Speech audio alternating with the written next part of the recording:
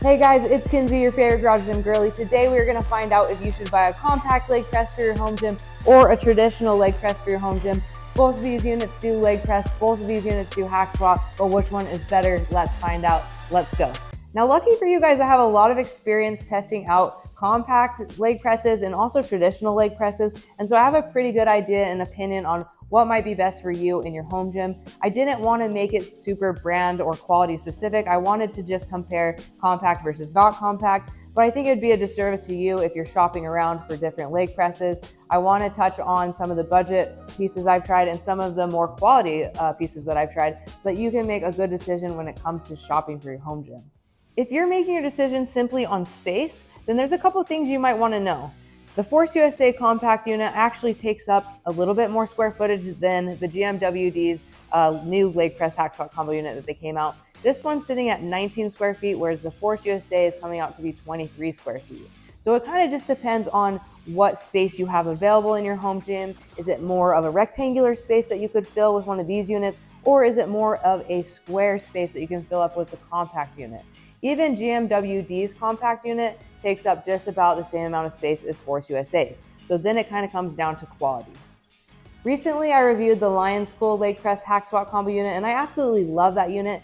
It's a little bit bigger and beefier than this GMWD, so I would say that their square footage that the Lionscool takes up is probably more comparable to the square footage that this compact Force USA unit takes up. I'm going to give you guys a little walk around so you get an idea of how much space these machines take up. As you can see, I have them pretty much lined up here, and then as we go around the back, you can see that the GMWD is sticking out, at least the frame, about 18 inches from the Force USA frame. That being said, with the Force USA seat laid all the way down, it ends up being more like a foot. Where the Force USA takes up a lot of room is the weight horns. It's 54 inches from end of weight horn to end of weight horn, where the GMWD's sits underneath, so it doesn't take up any more side-to-side space.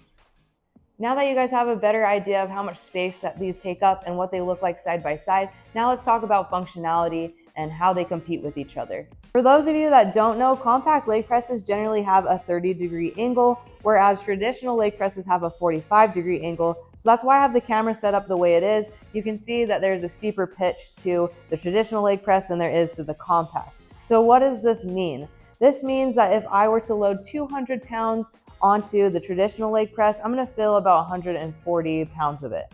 If I were to load that same weight here, the 200 pounds on the compact leg press, I'm only going to fill 100 pounds of that. And so that is a 30% decrease in weight felt when you go to the compact. So all that means is that you're going to have to load on a lot more weight onto a compact leg press than you would a traditional leg press. So this comes down to how heavy are you doing your leg press and your hack squats, and do you have enough plates in your gym to load up enough weight to be able to do reps on a compact unit.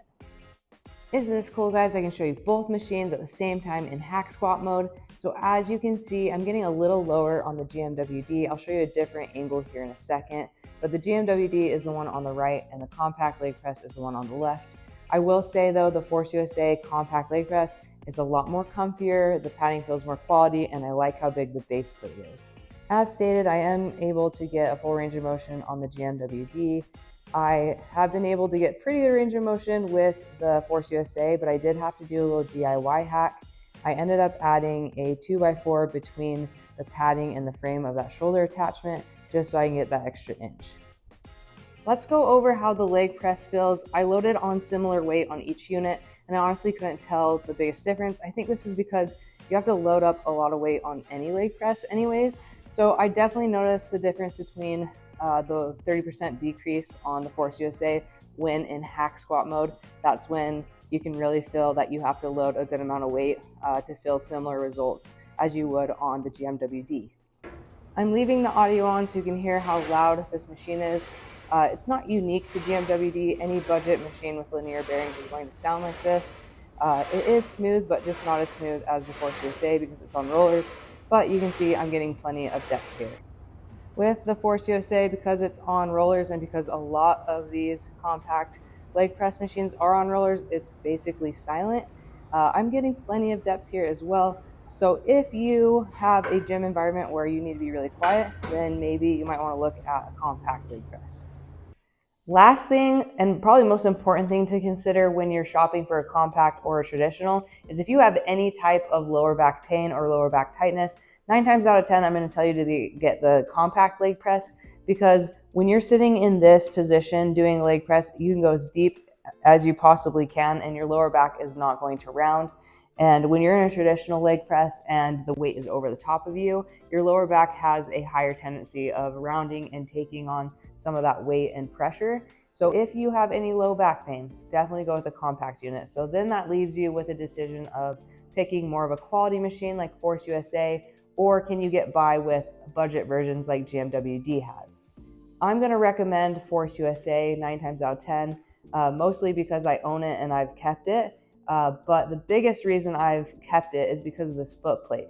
Because of how big the foot plate is, you can do a lot more variations of leg presses. Like you can do high and wide, low and wide.